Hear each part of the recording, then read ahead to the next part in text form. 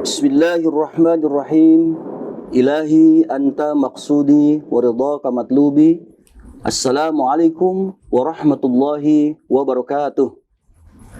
Alhamdulillah wassalatu wassalamu ala Rasulillah wa ala alihi wa sahbihi wa mawalah.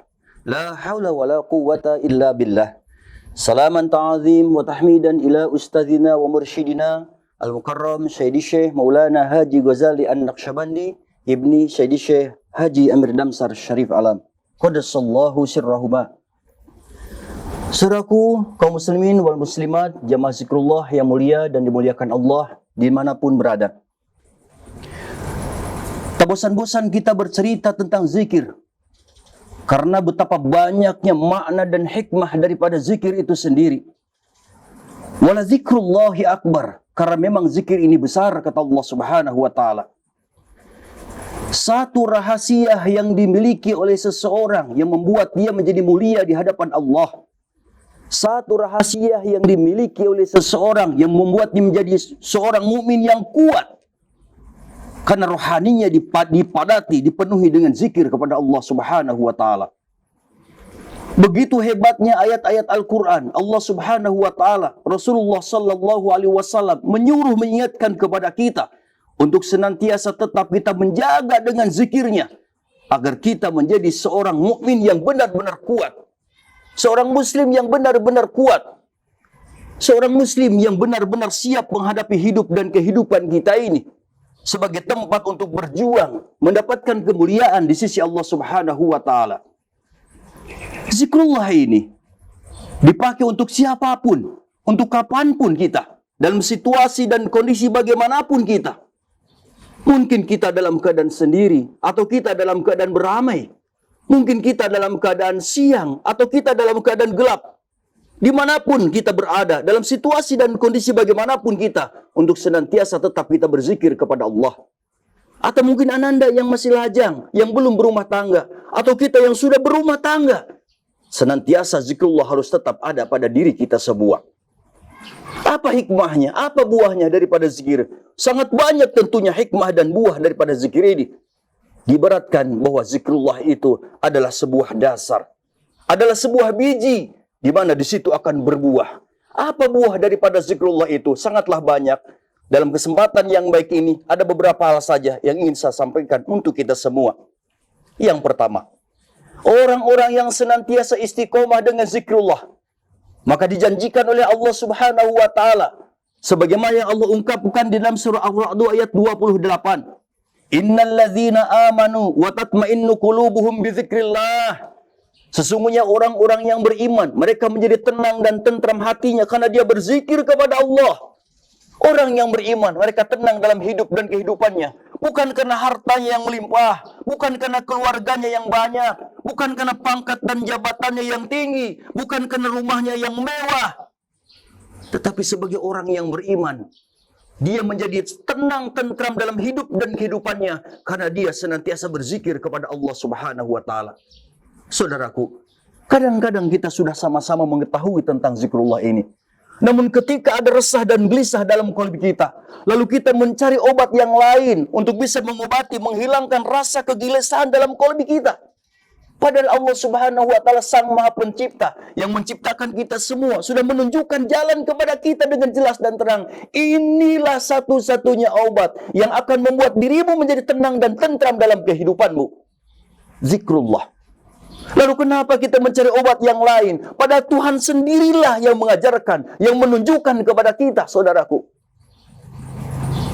Banyak orang yang harta bendanya melimpah, tetapi tetap saja resah dan gelisah hidupnya. Banyak orang yang rumahnya mewah dan megah, tapi dia merasa sempit dan kecil rumahnya, karena hatinya dia tidak ada kelapangan. Banyak orang yang rumahnya penuh dengan cahaya, terang luar biasa, tapi dia tetap merasa gelap gulita. Kenapa? Karena zikrullah tidak ada dalam qalbinya. Maka zikrullah membuat jaminan kepada si pengamalnya yang istiqomah dengan zikirnya, membuat hidup menjadi tenang dan tentram apapun keadaan pada dirinya. Rasulullah sallallahu alaihi wasallam mengingatkan kepada kita, laisal ghina bikasratil ardi. Bukanlah orang yang kaya itu karena dia banyak harta dan bendanya. Walakinal ghina ghinal qalbi. Tetapi orang yang kaya itu adalah kaya hatinya. Ada rasa senang dalam hatinya. Ada rasa cukup dalam hatinya. Ada terasa melimpah harta bendanya. Rasa di dalam qalbinya. Maka tenanglah di dalam hidupnya. Sakana ilahi. Sesuatu yang bisa membuat seseorang menjadi tenang dan tentram dalam hidup dan kehidupannya. Kembali bahwa inilah dia zikrullah. Yang kedua, istajara bihi.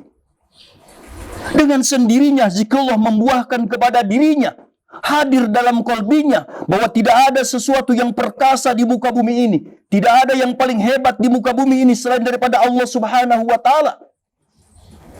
Dialah zat yang maha kuat, dialah zat yang maha perkasa, Allah Subhanahu wa taala. Sehingga dia akan menciptakan dirinya bahwa Allah adalah satu-satunya tempat saya untuk berlindung, karena dialah yang maha hebat dan yang maha kuat. Dialah yang menciptakan alam semesta, dialah yang menguasai langit dan bumi, yang menghidupkan dan mematikan kepada kita semua. Adakah kekuatan yang lain selain daripada Allah? Maka zikrullah akan membuahkan kepada diri seseorang tumbuh sempurna di dalam qalbinya, akan menggantungkan dia meminta perlindungan hanya kepada Allah Subhanahu wa taala. Di dalam surah Al-Jin Allah mengingatkan kepada kita, wa annahu kana rijalu minal insi ya'udzuna birijali minal jinni fazaduhum rahaqa. Ada sebagian di antara kita meminta perlindungan kepada sekelompok jin. Padahal kata Allah Subhanahu wa taala, dia tidak pernah menyadarinya ketika ada seseorang meminta berkawan, bersahabat, meminta pertolongan, perlindungan kepada jin, yang sebenarnya golongan jin ini menambah kesesatan bagi dirinya. Maka Ayahanda Guru sangat tegas kepada kita para jamaahnya.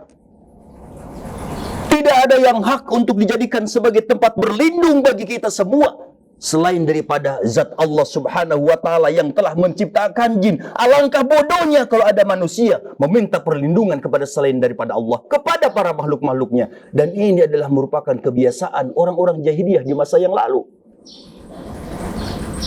Ketika mereka lewat umpamanya dalam sesuatu tempat yang angker, yang menyeramkan, mereka seling bilang, aku berlindung kepada yang menguasai tempat ini. Siapa itu? Jin yang menguasai tempat ini. Ternyata kebiasaan di zaman jahiliyah dulu ini masih juga dipakai ada di zaman kita sekarang ini.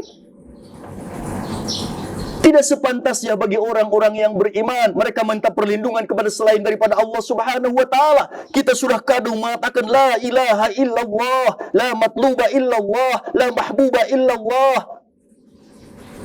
Lalu kenapa kita berulang-ulang lisan kita mengatakan seperti itu? Bahwa Engkau ya Allah zat yang maha segala-galanya. Tapi lalu kita masih minta perlindungan kepada selain daripada Allah Subhanahu wa taala. Rusak tauhid kita, hancur tauhid kita, koyak-koyak tauhid kita. Ada tempat berlindung selain daripada Allah Subhanahu wa taala. Maka ternyata buah daripada zikrullah yang istiqomah kita amalkan, kita tanamkan ke dalam qalbi kita, yang dipaksakan memang untuk ditanamkan kepada qalbi kita, membuahkan bagi pengamalnya merasa dengan sempurna, terasa dengan sempurna bahwa tidak ada tempat berlindung selain daripada Allah Subhanahu wa taala. Allahus Samad, ya Allah, Engkau adalah tempat kami berlindung, Engkaulah tempat kami bergantung, Engkaulah tempat kami untuk menyerahkan diri.